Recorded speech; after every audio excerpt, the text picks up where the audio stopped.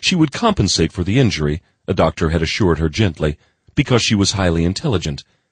But that wasn't much comfort when most of the world saw her as a flighty, clumsy airhead. Poor Gracie Pendleton, one woman had commented to a friend, was the dodo bird of local society. She laughed bitterly, recalling the remark she'd overheard at an afternoon tea only a couple of weeks ago. The comment had obviously been made by someone who didn't know her. She knew that if Jason had been privy to that cruel remark, he would have made that woman sorry she'd ever opened her mouth. He was fiercely protective of the people he cared about. Her earliest glimpse into his chivalry occurred shortly after Gracie's mother died.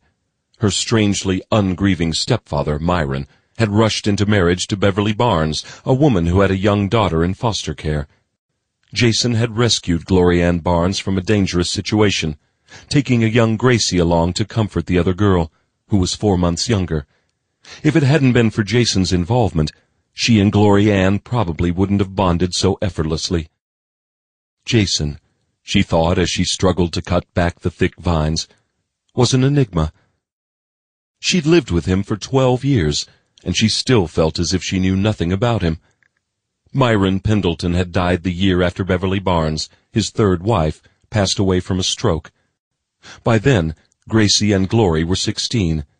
Jason had assumed responsibility for both girls and took great care of them while they finished high school. In fact, he'd spoiled them rotten. He was still doing it. Glory Ann's Christmas present the year before had been a racing green Jaguar XK.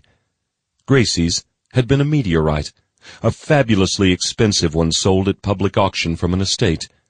Gracie was crazy about fossils and meteorites. She had quite a collection. She had no great affection for jewels, and she hated furs, but she loved rocks. Jason indulged her.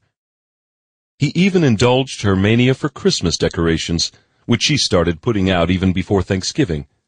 Jason had never asked why she was so obsessed with Christmas. She hoped he never would.